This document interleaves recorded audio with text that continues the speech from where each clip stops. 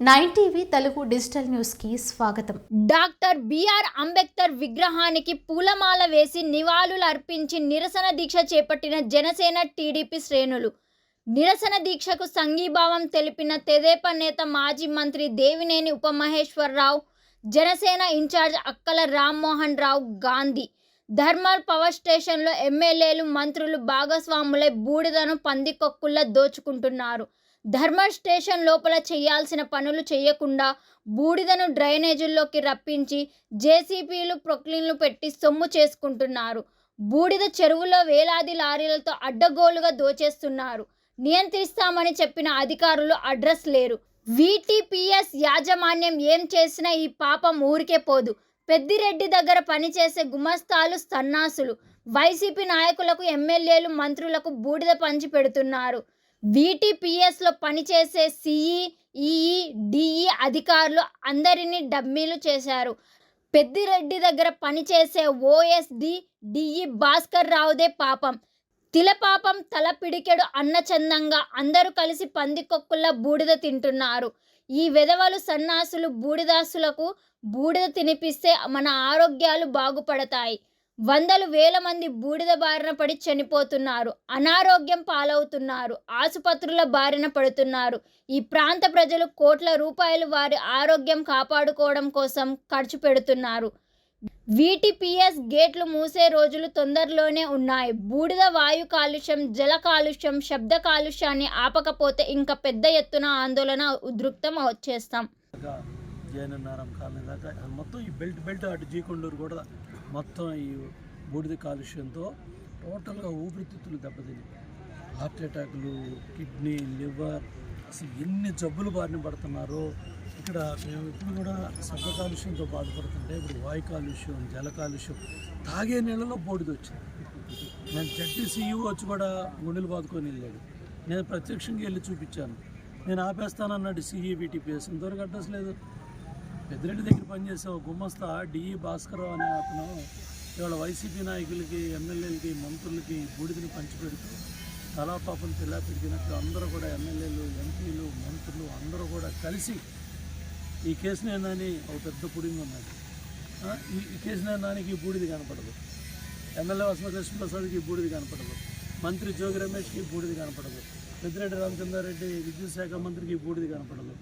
ఈ పాపాల వల్ల, ఈ దుర్మార్గాల వల్ల మా ఆరోగ్యాలు, మా ప్రాణాలు పోతూ ఉన్నాయి. ఈ ప్రాంత ప్రజలు పిట్టల్లాగా రాలిపోతున్నారు. వందల మంది, వేల మంది ఈ బూడిద బారిన పడి చనిపోతూ ఉన్నారు. ఆరోగ్యాలు పోతూ ఉన్నాయి.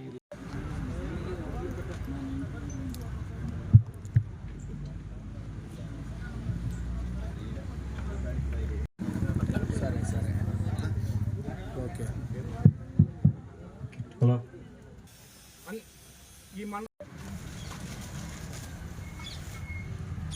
విజయవాడ ధర్మల్ పవర్ స్టేషన్ యాజమాన్యం ప్రజలతో చెలగాటం ఆడుతుందనేది గత 40 సంవత్సరాల నుంచి కూడా ఈ చుట్టుపక్కల ప్రజల ప్రాణాలతో చెలగాటం ఆడుతున్నారనేది చాలా స్పష్టంగా కనపడతా ఉంది. 300 మెగావాట్గా స్టార్ట్ అయినటువంటి వీటీపీఎస్ ఇవాళ 2500 మెగావాట్గా ఇక్కడ ఉత్పత్తి జరుగుతూ ఉంది. కానీ వాళ్ళ ఉత్పత్తి అయితే పెంచుకున్నారు, కానీ ప్రజలని, ప్రాణాలను సంరక్షించడంలో ఈ యాజమాన్యం విఫలమైంది అనేది ఇది ఖచ్చితంగా ఇక్కడ కనపడతా ఉంది. ఎందుకంటే ఏదైతే కరెంటు ఉత్పత్తి అయిన తర్వాత ఆ బొగ్గు ద్వారా వచ్చేటటువంటి కాలుష్యం, బూడిద ఏదైతే ఉందో, కొంత ఏదైతే గొట్టాలు ఉన్నాయో ఆ గొట్టాల ద్వారా బయటికి వెళ్ళిపోతూ ఉంటుంది. ఇంకో సగభాగం మన చెరువుకి, ఏదైతే బూడి చెరువు ఉందో ఆ చెరువులోకి పంపించడం జరుగుతూ ఉంది. అందరికీ నమస్కారం అండి.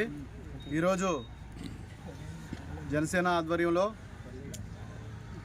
అలాగే ఇబ్రహీంపట్నం మండల పార్టీ అధ్యక్షులు తమ్ముడు తేజ గారు ఒక మంచి కార్యక్రమం చేపట్టడం, దానికి తెలుగుదేశం పార్టీ మాజీ మంత్రివర్యులు శ్రీ దేవినేని ఉమామహేశ్వరరావు గారు ఇది ఉమ్మడి కార్యాచరణగా తీసుకొని అందరూ పార్టిసిపేట్ చేసి దీన్ని ప్రజల్లో అవేర్నెస్ తీసుకురావాలని చెప్పి ఉద్దేశంతో అందరిని కూడా భాగస్వాములు కామని చెప్పడం జరిగింది.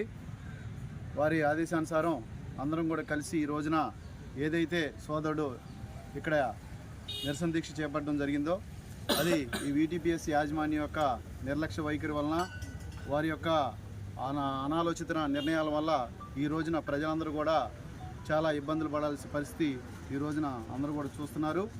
ఏదైతే ఈ వీటీపీఎస్ యాజమాన్యం ఒక మంచి సంకల్పంతో ఇంత పొల్యూషన్ వస్తుందని తెలిసినా కానీ ఆ రోజు ఇక్కడ ఉన్నటువంటి ప్రజలందరూ కూడా స్వచ్ఛందంగా భూములు ఇచ్చి కనీసం చాలా తక్కువ రేటు ఇచ్చినా కానీ ఇచ్చేసి రేపటి రోజున ఉద్యోగాలు వస్తాయి, ఉపాధి కల్పే అవకాశాలు ఉంటాయి, ఈ ఏరియా అంతా డెవలప్మెంట్ అయ్యి దాని ఉద్దేశం మీద అందరూ కూడా భూములు ఇవ్వడం జరిగింది.